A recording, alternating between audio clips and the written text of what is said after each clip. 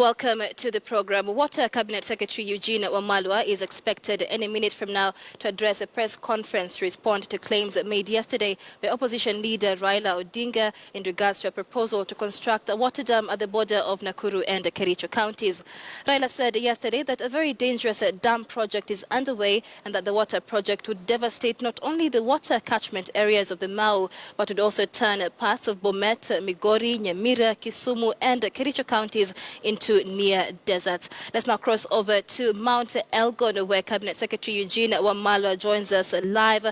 Mr. CS, many thanks for joining us here on KTN News for this exclusive interview. Serious allegations have been made by Raila Odinga, first of all terming this a secret project. What do you have to say about that?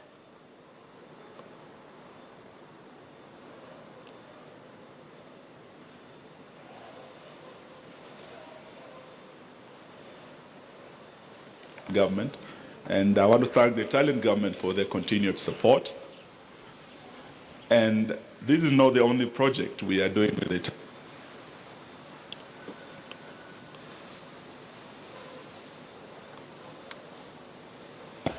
This project was conceived way back in the 90s. It is part of our National Water Master Plan. It is part of our Vision 2030 project. And I'm very surprised to hear yet again the former Prime Minister purport to say that this is yet another secret and dangerous project. Just a few weeks ago, he did say the same thing about the Northern Collector Tunnel. And we set the facts straight, because the Northern Collector Tunnel project, just like the Itari project, was part of the Vision 2030 project. And it was actually prioritized, authorized, and launched by the former government where he was Prime Minister. And it was launched by none other than Raila Amolo Odinga himself. Now, for the Itari one, it was also conceived before. And in the Grand Coalition government, where the Right Honorable Raila Amolo Odinga was Prime Minister, it was prioritized as an important project of vital national importance. And over 100 million shillings given to this project for the designs of the dam, of the pipeline, of the tunnel, when Raila himself was Prime Minister, and it was given by his government. All right, and Mr. CS, I mean, even with the Northern Collector project, we've had the respective counties and the governors say that they were not consulted in that project. And so with the Itara project, Raila Odinga says it will turn 8 counties into near deserts. Has there been consultation with the governors of the respective counties? Yes, there were consultations, there was public participation, there were hydrological studies carried out, ecological studies, and a NEMA license given, and there was nothing secretive about it. All this information is available on the website of the Rift Valley Water Service Board, which is our implementing agency. So there's nothing secretive about it. It is something that both the President of Kenya and the Prime Minister of Italy, when he visited our country, witnessed the signing of the agreement. So how can a project authorized by 2 governments, by the Prime Minister of Italy and the President of Kenya, be secretive when it was done in public? It has been financed by the previous government through taxpayers' money, so how can it be secretive? So we want to urge, with respect, the Honorable Raila Odinga not to turn himself into a political sniper to shoot down every Vision 2030 project, because otherwise we will never, as a country, realize the Vision 2030 if we don't implement the Vision 2030 projects. I urge him not to politicize Vision 2030 projects, particularly water projects. All right, thank you very much, Eugene Wamalwa, the Cabinet Secretary for Water, speaking to us live from Mount Elgon. Many thanks for speaking to us. Let's move on now. Amani National Congress Party leader Musalia Mudavadi is asking all opposition party leaders to hold talks and come up with the National Super Alliance so as to take over power from the Jubilee Party in 2017.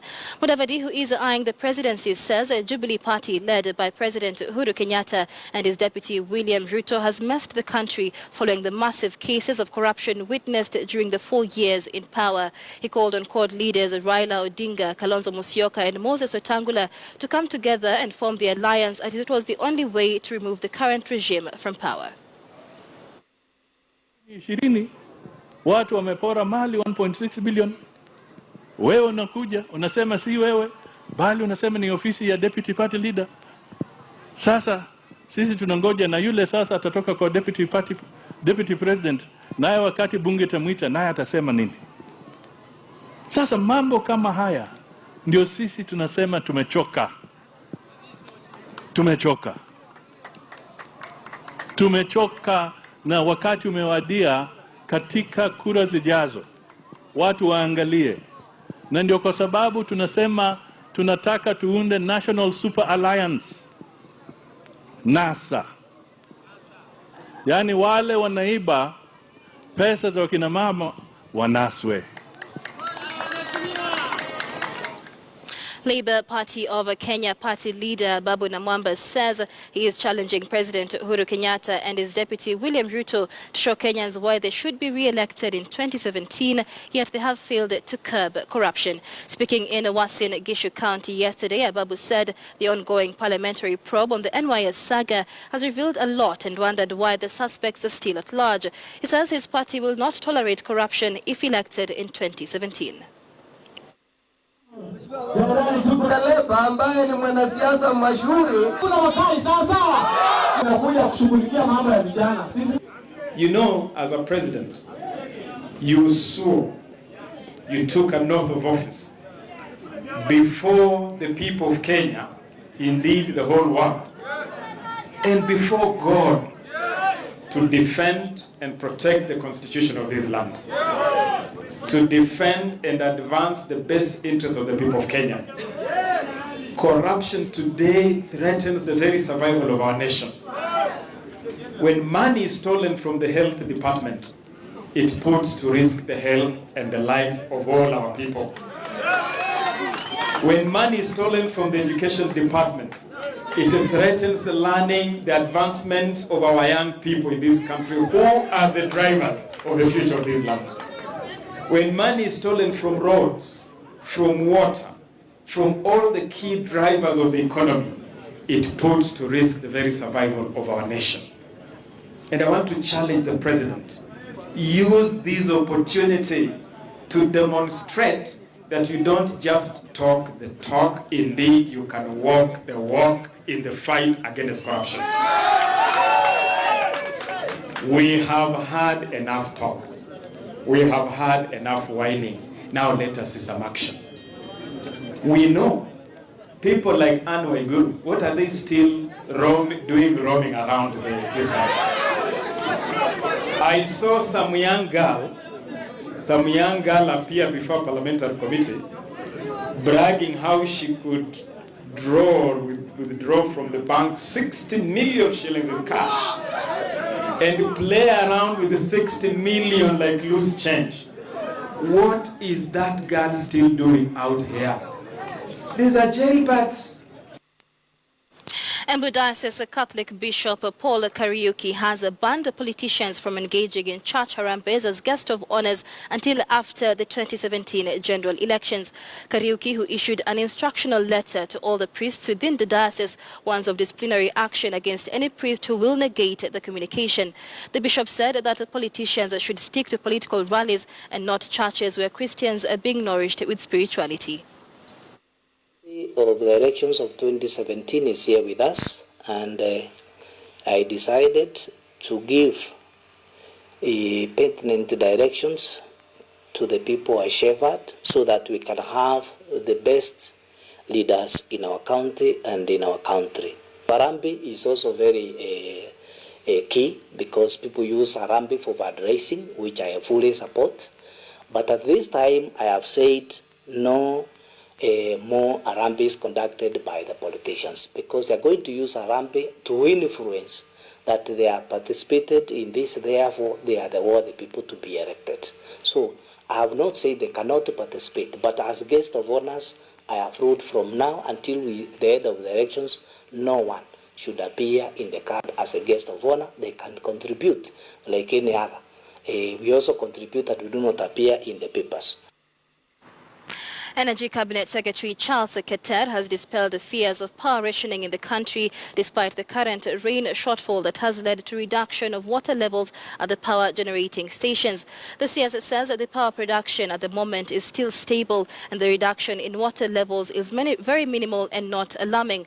The CS said that the government is putting a lot of effort to equip the different power stations in the country to ensure maximum output from these stations, such as producing hybrid energy. To assure Kenyans that we are okay so far in terms of the hydros. There is no cause of alarm, and that is what we really came to see and ascertain that most of these power plants were put up before so many of us were born. And what I was saying is that we need any country which has developed, go and see Korea, go and see US. They put in a lot of emphasis in terms of innovation.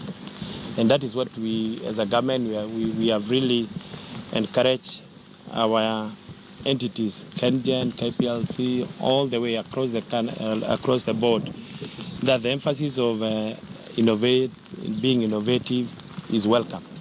The way they have said now they want to build a dam, to adding another Masinga Dam, additional about 1.5 meters high.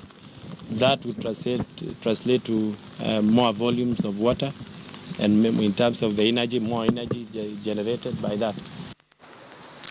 Today marks exactly 1 year since President John Pombe Magufuli took the oath of office as Tanzania's 5th president. His tenure has been marked with significantly high moments as well as questionable low points for a man who swept into power through a resounding vote. Today, on the weekend at 1, we take a look at the journey undertaken by Magufuli, who swept into power with the promise of hope and a rejuvenated economy for East Africa's largest country. 57-year-old John Joseph Pombe Magufuli is at the brink of marking his first year in office, having led Tanzania through some interesting times over the past year. Having won the election with 58% of the vote against just 40% of his main rival Edward Lowassa in the October 25, 2015 polls, the man commonly referred to as the bulldozer was sworn into office on the 5th of November that same year. He would begin his reign full throttle, determined to mark out his legacy as the man who will place Tanzania at the apex of the region's growing economic bloc. BBC said he's a president who is impulsive. An impulsive person, he makes decisions on the streets. He declared industrialization as his administration's main agenda. And since then, his government has offered full support to whoever intends to establish businesses within Tanzania's borders. Lakini nawakaribisha tena Wakenya wote wanaotaka kufanya biashara Tanzania, waje hata kuanzia leo, kwa sababu sisi tunataka kufanya biashara na Wakenya kwa sababu ni ndugu zetu. And his statement has seemingly been backed by the country's recent surge in economic growth. From December 2015 to May this year, Tanzania has registered 551 investment projects worth 92 billion Kenya shillings. Tunataka muwe na bandari kavu hapa Kisarawe. Tukishakuwa na bandari kavu hapa Kisarawe, umuhimu wake vijana wengi watapata ajira. The financial influx attributed to the mighty shore of trust by investors means nearly 60,000 Tanzanians gained jobs over a 6-month period, pushing the country's employment index up by 20%. The celebration, the independence celebration, he said there was no need for that celebration. People should save that money and do something else.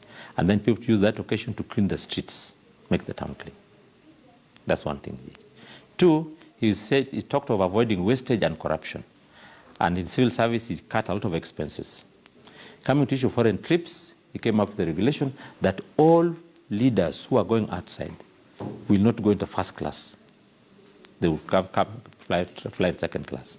His anti-corruption campaign and no-nonsense governing style, coupled with his high-profile firings, including that of former Internal Affairs Minister Charles Kitwanga for attending parliamentary sessions while drunk, has endeared him to the region's population. But it hasn't been an all-rosy affair. The tough stance often taken by the leader has attracted both love and hate in equal measure. In August this year, he banned all political rallies and gatherings until the next general elections in 2020, a directive that angered not only the opposition, whose planned nationwide demonstrations were thwarted by heavy police presence across most major towns in Tanzania, but also among locals who feel his iron fist-like rule is robbing the nation of gains made to achieve full democracy. Siwezi kumpongeza. Kwanza simpongezi kabisa, maana naamini kwamba amefanya kitu ambacho ni sawa na cha kitoto. Sasa wanapotuminya kwa staili hiyo, kutunyima demokrasia wakati katiba inaruhusu, lakini anakuwa mtu mmoja juu ya katiba, kuminya ile katiba kwa maslahi yake. Alafu wengi wanaumia, sivyo. But perhaps his greatest moniker as a technocrat could be viewed on his policy of cutting down on big government spending, having limited foreign travel for his ministers. Analysts are keen on comparing his reign to that of Tanzania's founding father Mwalimu Julius Nyerere, because many believe he could be the man to match Mwalimu's great legacy. Timothy Otieno, KTN News.